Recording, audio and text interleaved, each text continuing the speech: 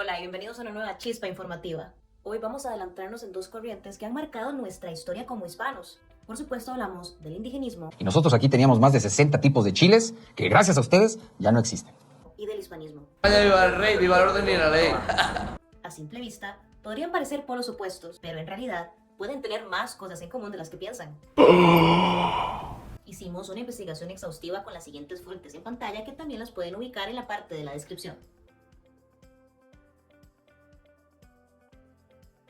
Aquí tenemos que separar entre las corrientes de investigación histórica sobre indigenismo y hispanismo que se refieren a otros temas. Vamos a hablar más de los discursos o retóricas de las lecturas de la historia, especialmente a través de diferentes eventos como la conquista y prácticamente todo el periodo novohispano. Bueno, vamos a ver. Ambas constituyen una reconstrucción retórica en donde divide la historia entre personajes buenos, malos y por supuesto las víctimas que tienen que salvar el bueno. Pero ¿de dónde vienen estas lecturas de la historia que hoy en día nos parecen más cercanas a películas de Hollywood? Pues resulta que ambas están ancladas en la filosofía y el pensamiento medieval europeo.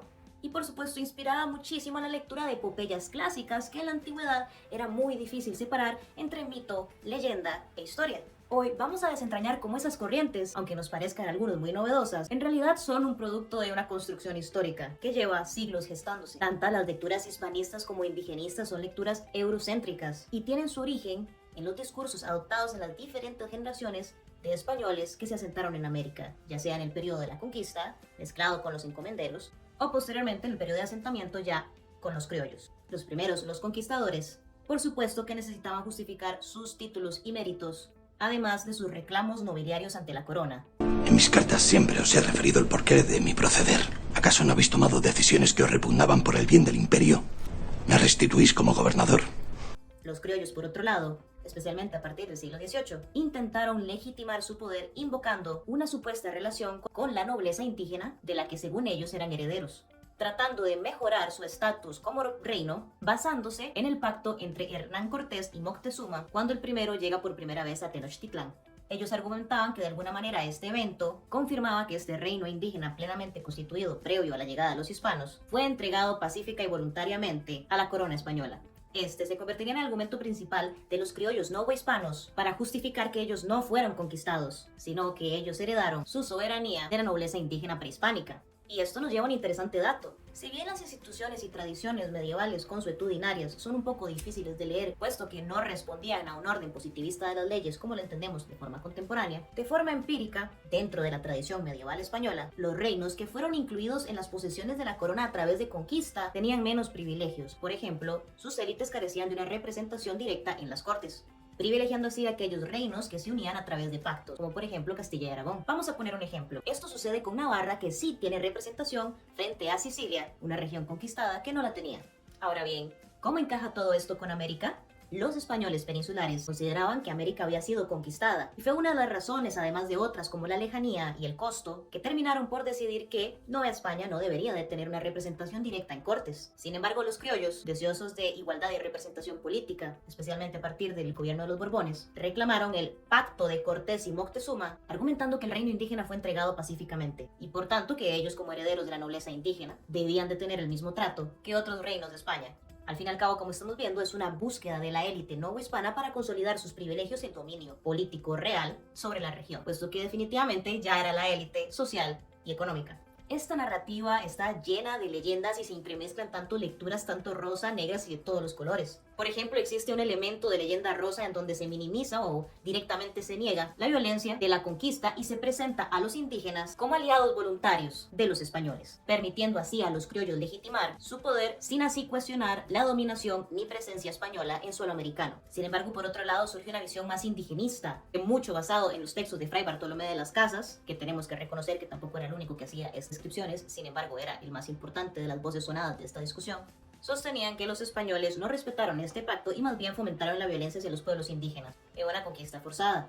Lo irónico de esta situación es que estos mismos criollos podían tal vez ser en parte descendientes de cierta parte de la nobleza indígena, pero eran directamente descendientes de los conquistadores, quienes en algún momento necesitaron de una narrativa justificante de los actos de violencia que habían garantizado su lugar en el poder. Esto puede ser un poco enredado, pero veámoslo cronológicamente. Ya en el siglo XVIII, cuando la élite criolla, descendiente de los españoles nacidos en América, comienza a reconfigurar el discurso histórico para sus propios fines. Aunque es cierto que dominaban la economía americana, como mencionamos anteriormente, los criollos no tenían representación política directa en las Cortes de Castilla, reino al cual estaba asociado el Reino de Nueva España. Y fue entonces cuando este pacto entre Moctezuma y Cortés adquirió mayor relevancia, ya que les permitiría reclamar justamente esta tan ansiada igualdad política ante la corona. Este relato también les servía para distanciarse de la brutal conquista militar y resaltar un supuesto pasado pacífico muy propio del discurso del buen salvaje. Pero como ya mencionamos, el indigenismo criollo está lleno de contradicciones. Mientras defendían una imagen idealizada del pasado prehispánico, en la práctica su poder se basaba en la explotación y marginación de las comunidades indígenas realmente existentes, o sea, de los más iguales.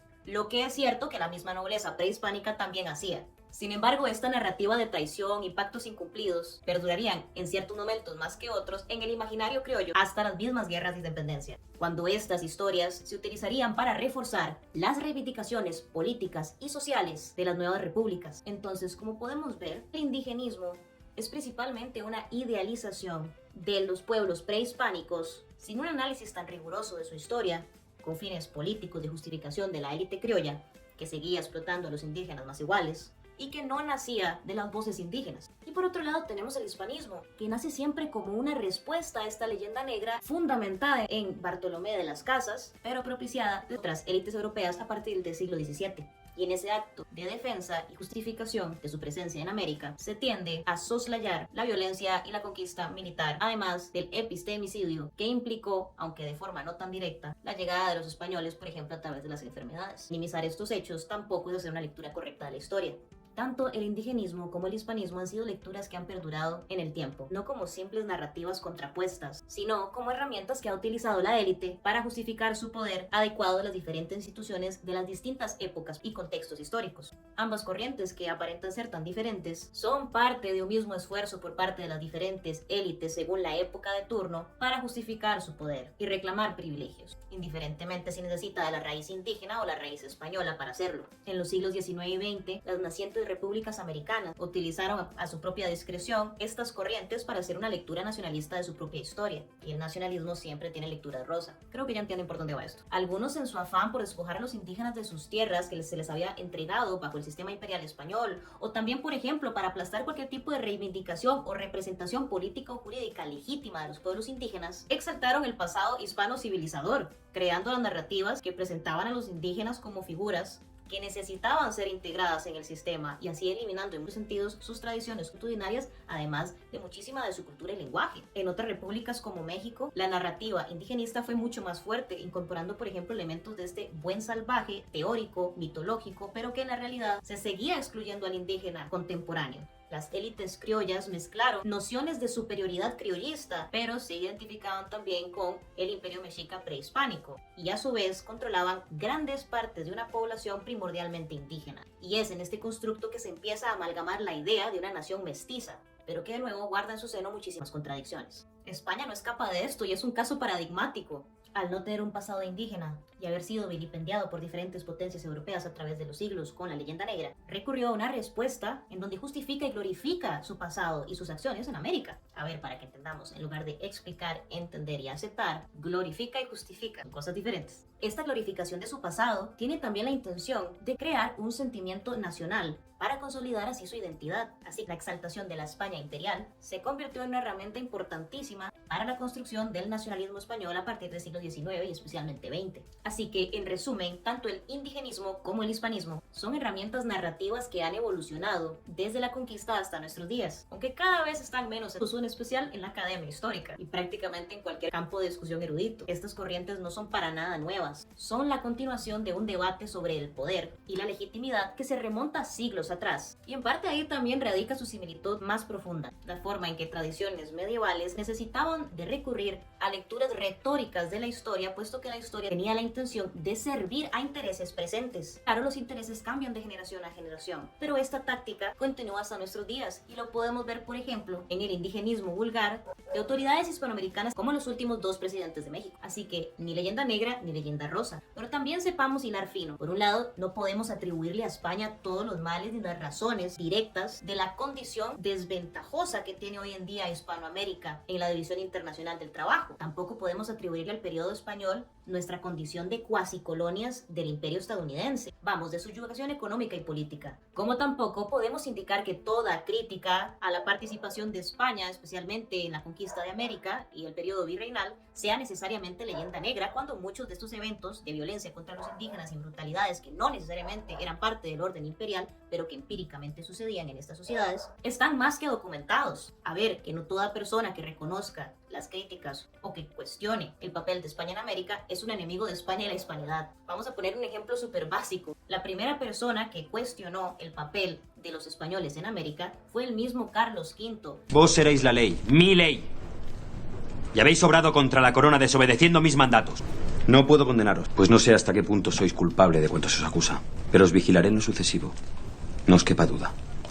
Que se decidió por escuchar al mismo de las casas e incluyó muchísimas de sus preocupaciones en la misma construcción de las leyes nuevas. Esto en un intento por parte del monarca de limitar el poder de los mismos conquistadores y evitar el desarrollo de un feudalismo que tantos dolores de cabeza le estaba dando en otras partes de sus reinos. ¿Por esto Carlos V es negro legendario? Pues no lo creo. Simple y sencillamente hay que entender a cada personaje, hay que entender cada evento en su contexto y no en el vacío. No buscar malos ni buenos, sino tratar en la medida de lo posible de apegarse a la verdad. Porque si no corremos el riesgo de crear leyendas que lo que hacen es dificultar y empantanar muchísimo más las discusiones de nuestro hermoso pasado como hispanoamericanos. Gracias por acompañarnos en este análisis, espero que les haya gustado. Si es así, denle like y dejen un comentario de qué les ha parecido. Si quieren seguir explorando el pasado y viendo cómo este moldea nuestro presente, no olviden darle like, suscribirse y activar la campanita para no perderse de nuestros próximos videos. Y nos vemos en el próximo.